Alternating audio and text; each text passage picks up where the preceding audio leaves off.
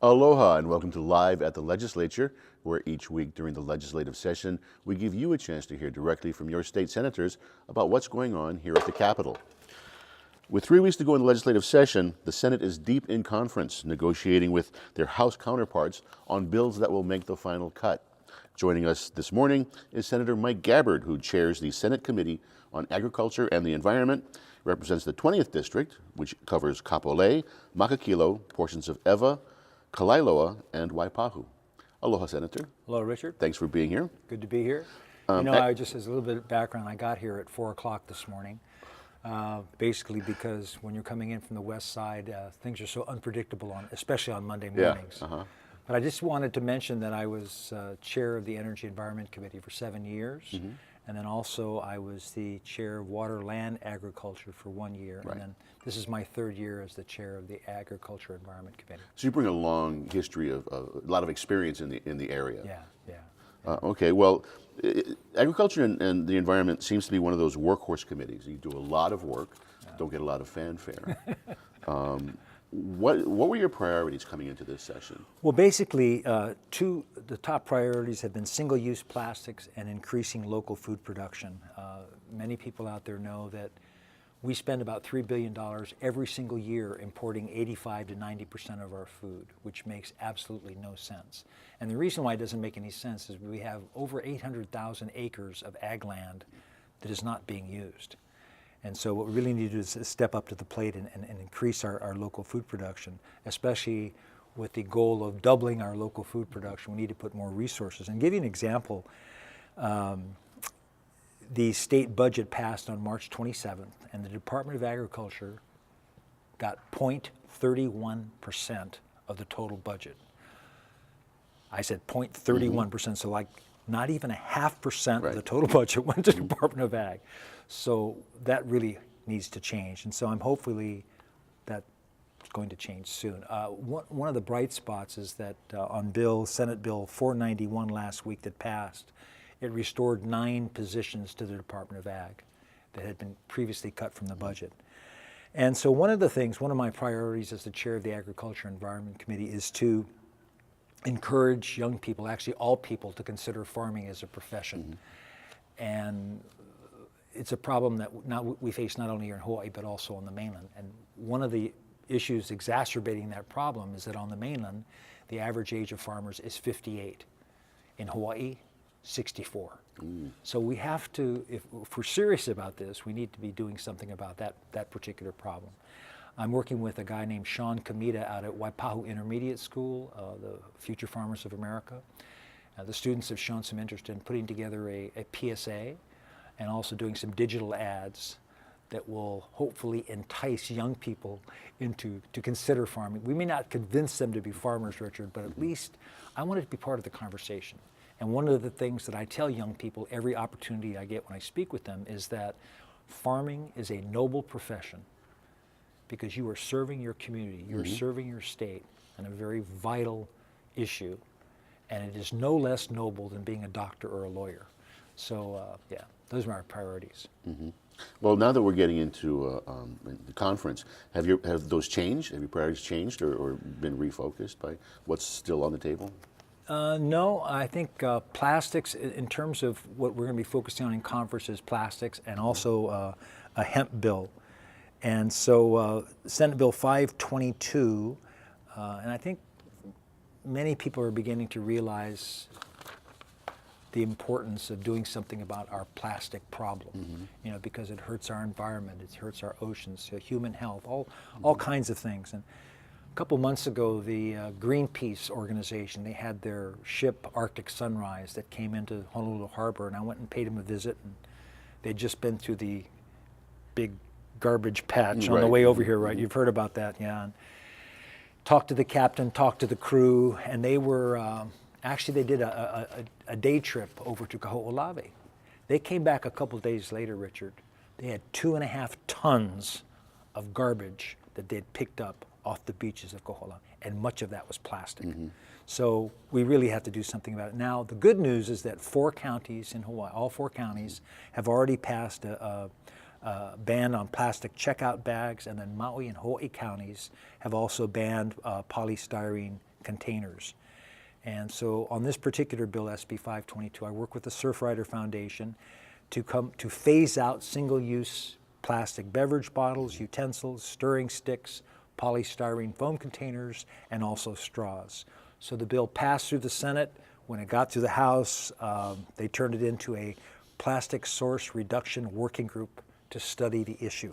And as you mentioned at the beginning, it's conference time, so for the next 2 weeks, I'm hopefully during conference we're going to be able to work out to phase in some of those bans on some of those issues. So we'll see what happens.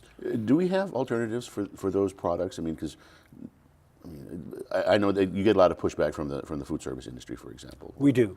We do. They are the alternatives are there. We just need to, again, it's awareness and education, because it is such a ubiquitous problem that we need to be doing something about it. Yeah. And so the other one is Senate Bill 1353, setting up a commercial hemp program.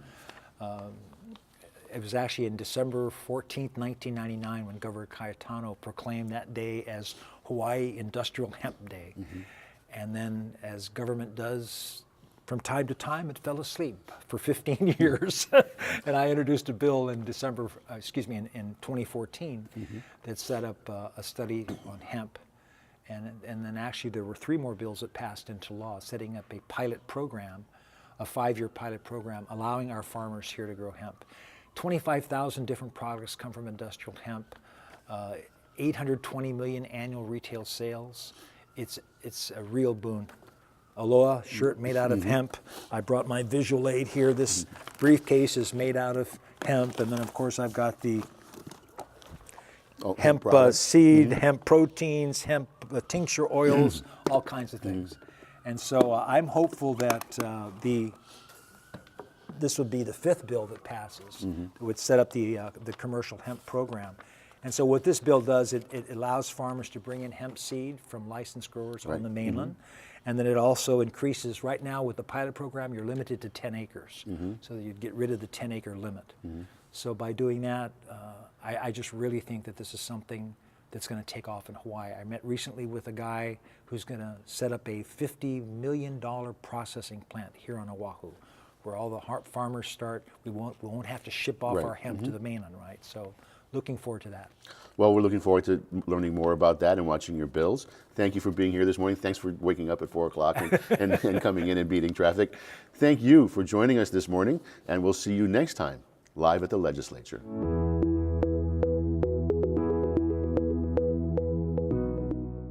Do you know your legislators? Visit capital.hawaii.gov and enter your street name to find detailed information about your representatives and senators. From your district number to the committees and current bills your legislators have introduced, this is an easy way to stay up to date with what is happening in your community. If you're looking for detailed information concerning Hawaii State Senate and House hearings, please visit olelo.org/gov-archives. Videos are arranged by date, with the most recent at the top of the list. You can also search the on-demand media library by typing keywords into the search box. Are you looking for an easy way to get involved in the legislative process? Stop by the Public Access Room located in Room 401 at the Hawaii State Capitol. The Public Access Room provides citizens of Hawaii's facilities, services, and equipment to enhance their ability to participate in the legislative process.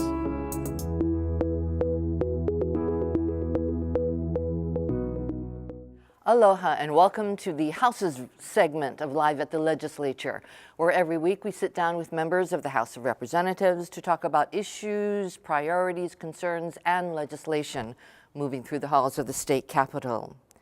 This morning, well actually this week, the legislature heads into what they call conference committee hearings. That's when the Senate and House sit down, try to negotiate or come to an agreement on certain bills, and hopefully move those bills forward and up to the governor. This morning, we're going to be talking about election reform, and there are several bills that are up for conference committee in that area. And we'll also be taking a look at what's ahead in the next 3 weeks as the legislature winds down. Joining us this morning is Representative Della Alvilati. She is the House Majority Leader, and Representative Chris Todd. He represents District 2 on the Big Island. And I'm not going to say all the districts you represent because I will butcher their names. I do apologize. But thank you for being with us. Thank you, Representative. I know coming in from the Big Island, catching an early morning flight is something that I commend you for. Thank you very much. And Della, you were on Sunrise on Hawaii News Now this morning, so you got up early too, and thank you for joining us. Let's talk about election reform. Representative Todd, this it's one of your priorities, I believe, this session. You introduced several bills in this area. We've just come off a special election, and in fact, you introduced a bill that would what calls for an automatic voter recount. Can you talk about that for a bit? Sure. Well, thanks for having me. And there were several legislators who did introduce some version of this automatic voter recount bill. And the bill that's currently alive is SB 216, which is the Senate version. But it calls for a very similar process. Basically, that if you have an election decided by either 100 votes or fewer, or 0.5% or fewer, whichever one is greater, so it allows for scale and that sort of thing, that it would call for an automatic recount. And I think what we found, partially in the wake of the recent runoff, but also just, being a millennial and growing up through the Bush-Gore fiasco and that kind of thing, that I think we're really seeing what I would consider to be, at least during my lifetime, probably a record low amount of trust in our institutions. Right. And I think that one way we can move to restore some of that trust is by having an objective criteria for automatic recounts, so that we're not relying on a court challenge to decide whether this is appropriate. And so I think it's a reasonable first step. And I know that some kinks need to be worked out because our state has just a variety of different styles of elections, depending on which island you're on and which race you're a part of. So I'm hoping that we can negotiate and navigate through some of that and come up with something solid to send to the governor. And Representative Bellotti, there are, in actual fact, the House introduced and led by the millennials like Chris, probably the most governance reform package of bills that takes on campaign spending and ethics and election reform. What does that say, you think? What is the message out to the voters? I think we are listening to the voters' desire to have and restore trust in the election system. We are looking at a number of bills like automatic voter registration, mail-in voting, on the campaign spending side, more reforms for some of the disclosures and to ensure transparency. And so I think we're responding to the fact that people want to make sure that our elections and the campaign spending system is strong. Mm-hmm. I think, and Chris, one of the bills that you were particularly interested in, and I think you introduced a couple, is on the emphasis on voter registration. Sure. I think you got a couple of bills that are still moving on that too, right? Yeah, and I see that as kind of a natural evolution of our electoral process. That, if you go back to our country's origins, it used to be basically only white male property owners. And we've slowly been expanding voting rights. But I think we've reached a point where we realize that, kind of that next step forward is, why should you have to register to vote? This is a right guaranteed to you by our Constitution. It doesn't make a lot of sense logically, but also we live in a state with record low voter turnout. And I think it's same thing. It's a reasonable step forward to help encourage participation and help remove one of those barriers. It probably, I'm hoping that we can tie it into the licensing process for the driver's license, which is kind of where we're headed, I think. But same thing, there's some hurdles we need to pass, but I think it's a very reasonable step forward, and hopefully can move us towards better civic engagement. Well, let's talk a little bit more about the all mail-in voting. Now, last year we passed one, but that was only for Kauai. This year we've got one that's supposed to go statewide. So how come we got two bills? I mean, how's this going to work out? So the Senate is returning House Bill 1248 to conference, and what they've done is maintain the pilot program for Kauai, and then made all mail-in voting to be set for 2022, which I think is something that we would consider because we want to see what are the glitches with mail-in voting. You know, this recent special election is an opportunity to see where there might be flaws with the mail-in system. You know, there's lots of questions. When are you supposed to mail in your ballot? Right. Does the ballot, when it gets to the post office, how do we know it's going to be counted? Who has receipt and custody of the ballots? All of those questions are still there. So it's really important for us to have a strong pilot program and then move towards a more statewide system. But that is the kind of conversations we're going to have in conference. What do you think? Are we going to get agreement on the automatic recount bill? No, I'm putting you on the spot, Sure. but you know. Like I said, I think there's some stuff to navigate. There are a variety of ways this could go to kind of clean it up, to take care of some of the concerns. You know, part of the concern is that we have a lot of at-large races within our state, whether you're in a Kauai Council race or part of an OHA race, that sort of thing. Which might be a problem anyway. The fact that we have this huge variety depending on which island you're on. Maybe the criteria should be standardized in some way. But until we get to that point, and we may never get to that point, I think it's reasonable to try and maybe potentially carve out some of those at-large seats, just because how do you do a recount if it triggers at 100 votes, and you're talking about an island like Hawaii, which is, the gap between the 6th and the 7th person on the ballot in terms of how they rank out, you're probably going to have a recount almost every year.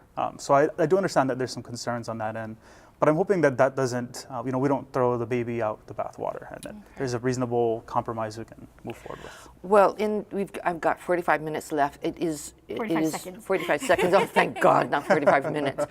45 seconds. But it's a breath of fresh air to see this kind of work coming out of the legislature, because you are tackling a huge issue, and it's not a comfortable issue, and it will make some people feel uncomfortable.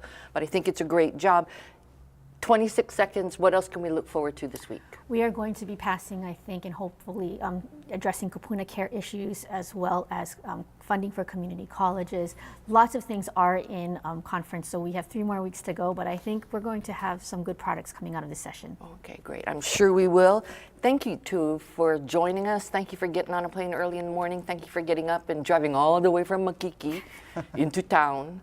And thank you for joining us at Live at the Legislature. We will see you again next week. Aloha.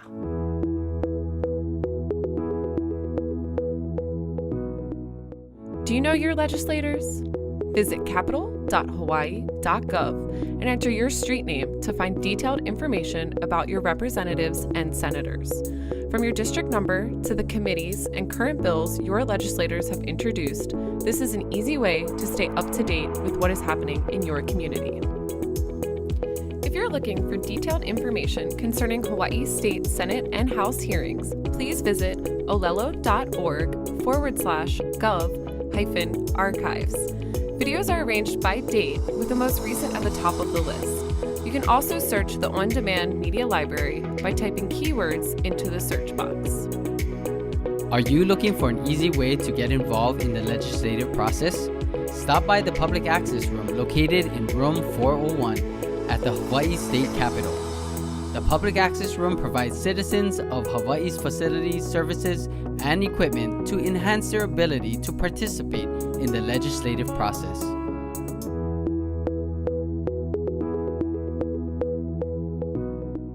Aloha and good morning. We're here live at the legislature with the House Minority Caucus. Our guest this morning is Representative Lauren Matsumoto, the House Minority Floor Leader and Representative for House District 45, spanning Mililani, Kunia, Schofield, Wheeler, Waialua, and Mokuleia. Good morning, Representative Matsumoto. Good morning. Representative, 2 weeks ago, you and Kaeo spoke about ways you reach out to your constituents, whether it be surveys, newsletters, e-newsletters, and what have you. And on repmatsumoto.com, you had your survey results from earlier this year, where one of the top concerns was cost of living. Can you talk about legislation you've introduced to address those issues? Yes, and so, like you mentioned, every single year we do this survey before session starts to ask our constituents, what do you feel is most important? And cost of living always ranks at the top. And so this year, we did 3 bills that I think really tried to address this issue from a different standpoint. And one of those bills was with early childhood education. And I have a son, he is 1.5 years old, and I know how expensive it is for childcare. And I get calls from my community all the time, is there something that we can do? We're barely making it.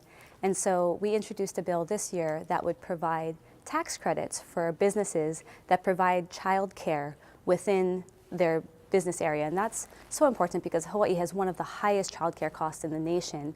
And to have that ease for parents of you go into work and your child can be taken care of then and go back home. And so I think that was something that was really important that we introduced this year. Absolutely, and that also increases worker productivity and reduces absenteeism, which is great pros to that bill. Another bill you introduced was a reduction in individual income tax rates. Could you talk more about that? Yes, and Hawaii disproportionately has a tax burden on those who are in the low to middle income. And so this bill would eliminate the taxes on those who are earning less than $20,000. And then on a sliding scale, reduce the tax amount for those who are earning less than $75,000. And I think that's so important because we're constantly talking about the cost of living in Hawaii and to be able to pay for your housing and, like we said, childcare and food and medical services in your car and just all of those different costs.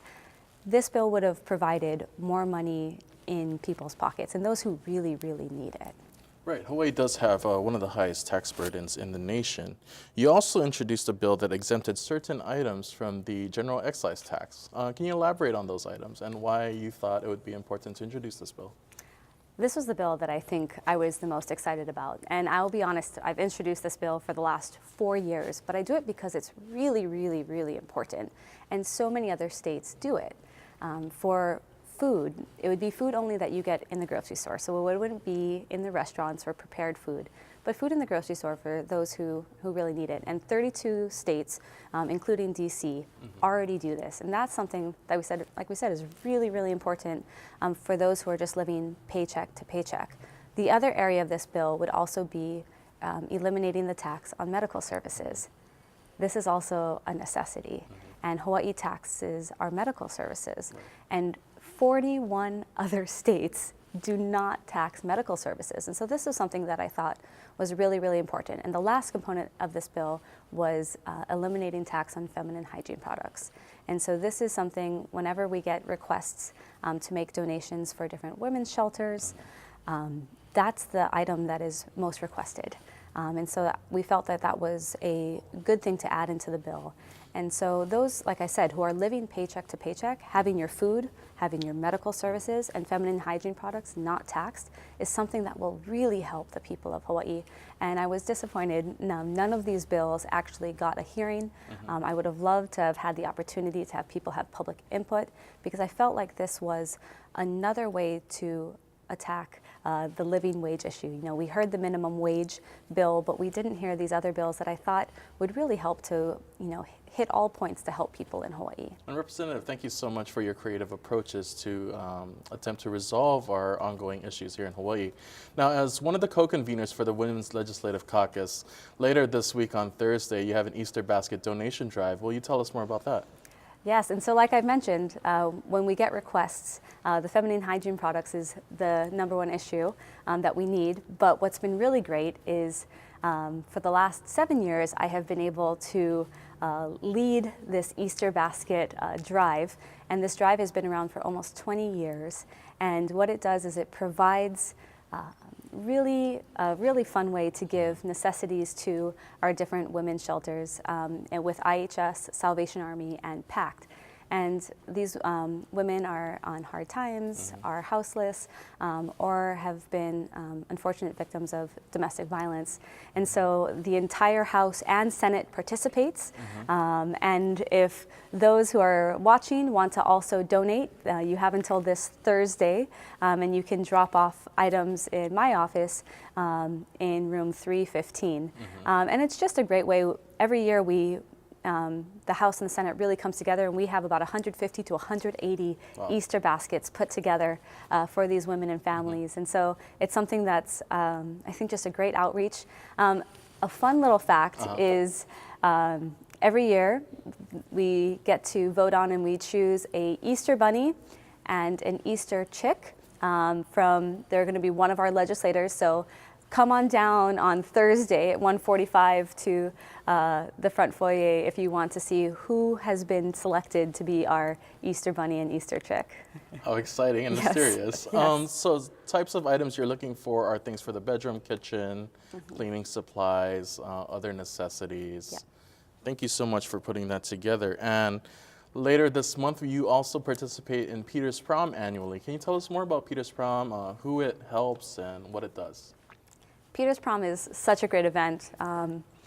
Like the Easter baskets, this will be my 8th year participating in and volunteering in Peter's Prom. And Peter's Prom is a special needs prom for those in Hawaii. And so Dee Farrick, who is one of my constituents, puts on this event every year, and students can come from all the different schools. And the reason they first put it on is because they wanted to provide just a really fun opportunity for students who have disabilities, because many of them had mentioned that they didn't feel like their regular prom was right for them. And I think there's over 200 to 300 people that show up every year at this Peter's Prom at Okinawan Center in Waipio. And my husband and I have done their photo booth for the last few years, and it's just so much fun to see how excited everybody is to be at Peter's Prom, and everybody's completely dressed to the nines, and so it's a really, really great event. So food, music, dancing on Yes. April 20th at the Hawaii Okinawan Center. Thank you so much for your time, Representative. That's all the time we have for Live at the Legislature. Join us again next week. Mahalo.